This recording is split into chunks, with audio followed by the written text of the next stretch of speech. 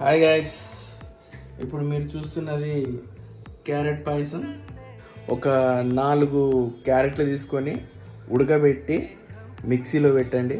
మిక్సీలో వేసిన తర్వాత తగినంత షుగర్ బదులు బెల్లం బెటర్ అనుకుంటా.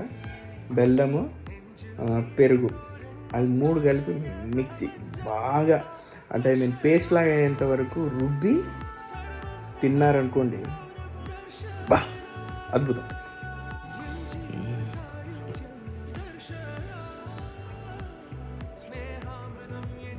Wow, mind blowing.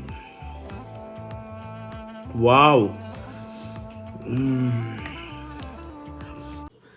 ఒకవేళ మీకు ఈ పాయసం నచ్చినట్లయితే లైక్ చేయండి. లేదు నచ్చలేదనుకో, ఎందుకు నచ్చలేదో నాకు కామెంట్ కొట్టండి.